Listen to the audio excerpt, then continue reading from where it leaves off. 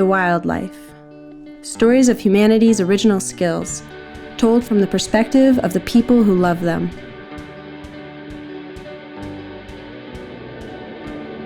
We love the winter in Vermont. The lack of fruit can be a little sad, but it is beautiful and serene. When the urge to forage for something fresh becomes too much for me to bear, we are lucky to have friends in a place like St. Croix. We are here 7 months after Hurricane Maria struck the island dead on and are about to witness the impact it has had. So we say goodbye to the snowy landscape of the north and travel to a world so unlike our own, far out in the Caribbean Sea. One of 3 U.S. Virgin Islands is located at 17 degrees above the equator and 1,100 miles southeast of Miami. St. Croix is a functioning, vibrant Caribbean community, not a groomed resort. Given its long history of colonization, enslavement, and devastating hurricanes, it is doing pretty damn well. It is here that Matt and Carmen Corradino raised their family, run a survival and earth skills school, and enjoy a simple and full island life. Matt and Carmen are awesome teachers with many years of hard-earned experience and knowledge.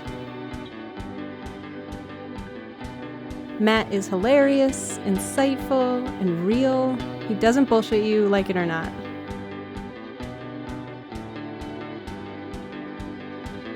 Carmen is poised, methodical, and is hardcore and passionate about skills as they come.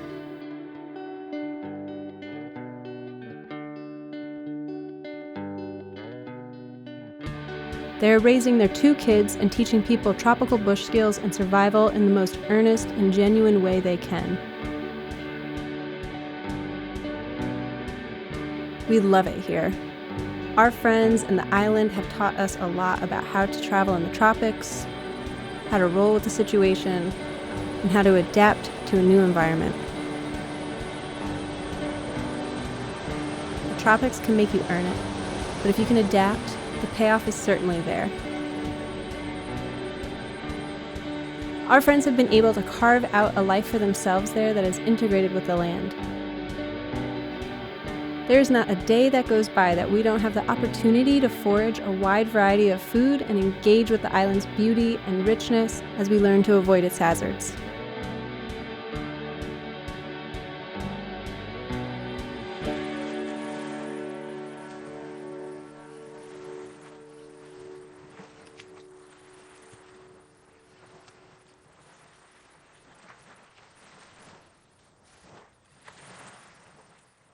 When I first got into skills, I was interested in being able to wander across the landscape and be able to survive wherever. That was my goal. That was what drove me, the idea of having the skill level to do that, to just wander anywhere and be all right. If I really realized how committed I was to that, it was everything. We don't have those experiences enough, and we're losing that as human beings. That's my feeling about it. If I want to be honest with myself, it's about living. However that people define it, people tend to feel like there's something missing in modern society. To me, that's what that is they're missing that space within themselves, the opportunity to enter that survival mind, to really see what they care about. It drives people to say, what's really important in life. I have my family. I have, a place to lay my head down. Some people don't even have that. And I think that's what happens. When you don't have any of those things, that's when you get into the survival mind. It's like, it's not ego. So it's not like saying I have myself. It's more like I have that part of myself that's equal to everything else in the physical world. If an animal and a plant or any other living being is entitled to live, what is it about life that allows them to be entitled to live? And what is it about human beings that is equal to that? Not above it, not below it, but equal to that. I think that's what people are tapping into.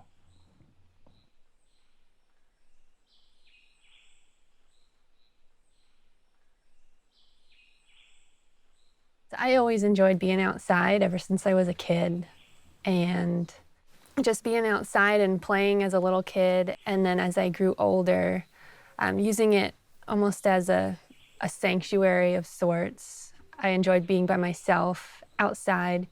And I didn't grow up near a big wilderness area or anything. I just grew up in a beach town. There was a Lenape woman who lived in the area, and she taught me a lot about what plants you can eat, what plants you can use as medicine, and I was just enthralled. And I just couldn't learn enough. I was just thirsting constantly to learn more and more.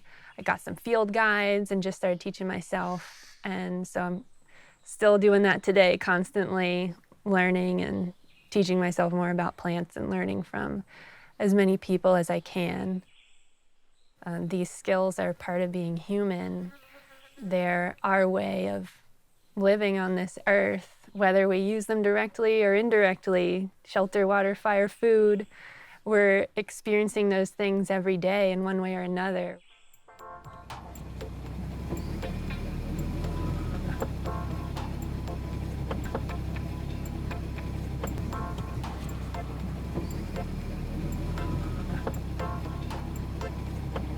Yeah, I came here originally to check out a reggae show, to see a midnight concert.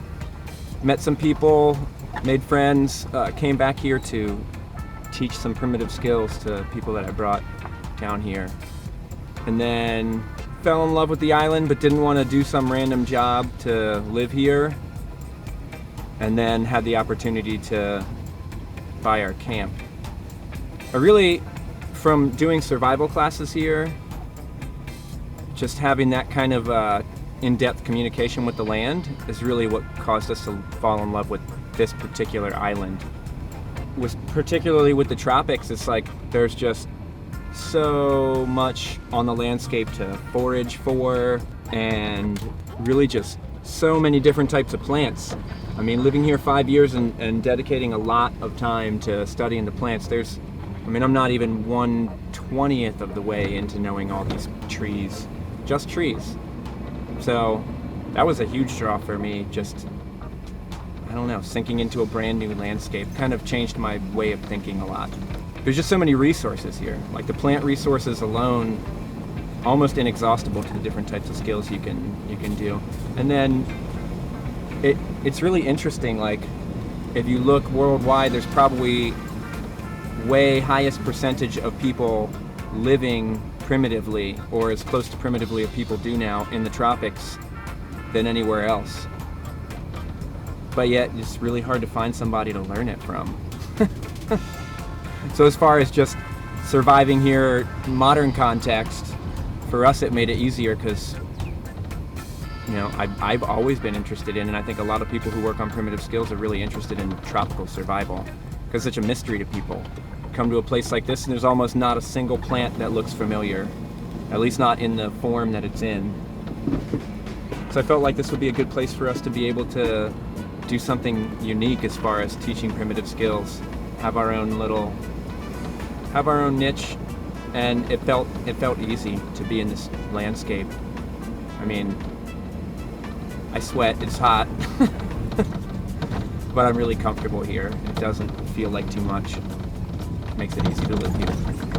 Plus it's beautiful when it's not destroyed by hurricane. When it's more shady, it's even sweeter. There was a touch of apprehension moving somewhere where my culture is the outside culture. And especially since we're teaching people about the landscape, about the plants that they grew up with, generationally grew up with. That's kind of a hard thing to presume. But we felt like we were welcome here. First European contact was a fight with the natives. There was a fatality on each side. So there was a strong resistance originally and continuously. Most people say that it was Caribs here, but there's evidence of both cultures, Taino and Carib, which makes sense geographically, the dividing line between those two groups of natives. But to be honest, nobody really knows whether it was a Taino group or a Carib group or some entirely different group, maybe a mix of both of those cultures. Either way, there's archaeological evidence of both cultures. Yeah, so there's always been a strong resistance to colonization here throughout the history and the prehistory, that strength and that vibrancy in the culture. And don't get me wrong, it's definitely, you know, an integrated culture. A lot of people from different places coming together to form a mixed up Callaloo. The history is right there. The ruins are right there. I mean, all of the historical buildings are pretty much not all of them are intact, but there's so many of them that are intact that people have a sense of pride of the accomplishments of their culture. Not that there's not frustration over the treatment, but it seems like people are able to take pride in strong workmanship and just the strength of their culture. I'm still an outsider, and that's just my outsider white guy perspective, but I feel welcomed because of our connection to the land. People can still respect that. Like, there's people pulling over on the side of this road collecting bush, you know, from the side of the road. That doesn't happen in a lot of places. So people can respect that.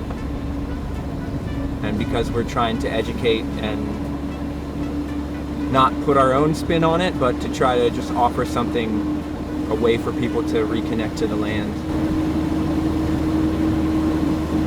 it's easy to feel accepted because of those skills.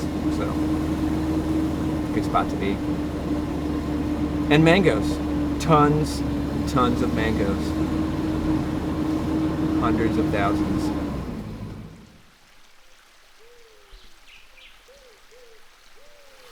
So these freshwater streams are called guts. Yeah, so gut is an East Indian word that would have come over here with English planters. It's a good thing to think about when you go to any Caribbean island, especially the smaller ones. Like, water is definitely the biggest challenge, survival-wise. You have to rely on seeps, and I'd be relying on a stream like this for a regular water source. This is a wetter year, but in dry years, it's a serious challenge. You really have to get creative to gather water. We're a few inches shy of true rainforest. So I see mangoes. Are almonds dependent on freshwater? Yeah, almonds definitely prefer freshwater spots. Both the mangoes and the almonds do pretty well in drier areas, but when you get a certain level of dryness, the almonds really don't do well. So this is like the perfect spot for them. What kind of plants do really well with this fresh water? Pretty much everything except for strictly the beachside plants. Pretty much all the east end plants, which is it's much drier on the east end. Even those plants you'll find in the rainforest. It's so special for a plant to deal with salinity, and so to have access to all this fresh water. It's like really the only spot on the island where maybe not just this gut, but this gut and one other spot. Really the only places on the island where there's quite enough fresh water for a number of plants. So the island is rich in fruit, but to really have the access to water makes it like twice as abundant. When I think about living off the landscape, I want to hydrate off of fruit. Well, coconuts. You definitely get some hydration off of coconuts. It's pretty sugary. I mean, yeah, it's kind of hard to think of any fruit that's not pretty sugary here. But you definitely have coconuts, and they do best either straight up in the gut or right on the beach. They really need to have their roots like tapped into a freshwater source like that. On the beach, the fresh water rides on top of the salt water. It's called a lens of fresh water, and that's what coconuts do best with. But if they are up in the hills, being right in the gut where their roots can touch the fresh water like they would on the beaches. Almonds! Yeah. So yeah, this is a great crop, and it's got multiple seasons that you can collect it in, and it's in this real thick husk, so they last for at least up to a half a year. And see, that's the remnants of the fruit right there. And the fruit itself is edible as well, although these trees dropped most of them while the fruits were still really green, so we didn't have access to the fruits. But it takes a minute with a rock to get into these things. With a machete, you can get into them really quickly. And they're nice. They kind of have like a sprout sort of texture. If you look at the almond real close, you can see the layers of the sprout that's going to emerge from it. But you can roast them by the fire, and they get a little nuttier, kind of like a chestnut in that way. But really tasty, available all year round. Not the same as the almond I know? No. And people have asked before, because there is a wild almond that grows in temperate zones that's toxic, but this is not the same. Ah. On. There's a plate to put them on. You don't get any, Daddy. Not if I steal them. I'll be quick. I'll go behind Daddy. That's mine. That's mine. That's mine. Sure. I tricked you. Yeah, wasn't okay. After Eiley sated herself on almonds, we noticed some sweet limes growing at the edge of the forest and collected pockets full. They are tart and sweet and as delicious as they sound.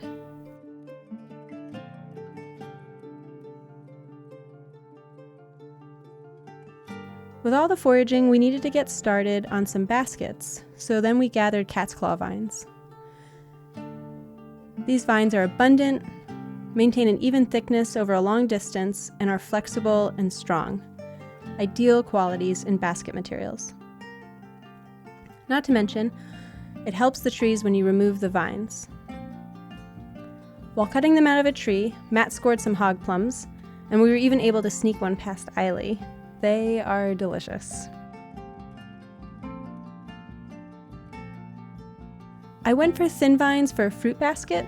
Carmen went for bigger ones to use for making a large, freeform basket for catching some of the semi-feral chickens that inhabit their land. She immediately started construction while Matt and I tallied our harvest, excited to see that there was still fruit to be found after the storm.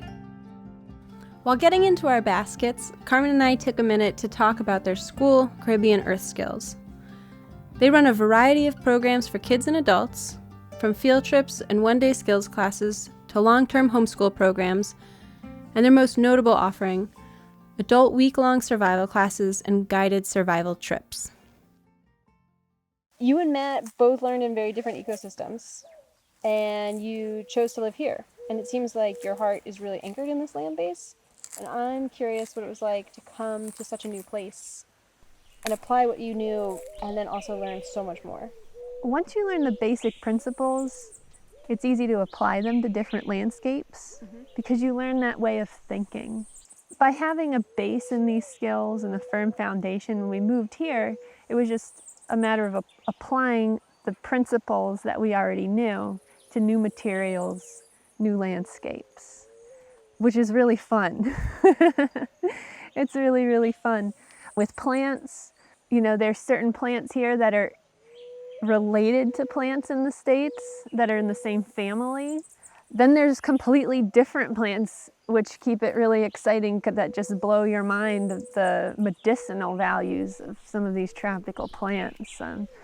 So it's been more of a challenge to up my plant knowledge here than it was in the States, because in the States there's so many field guides and books about wild edibles and foraging and medicinal plants for North America.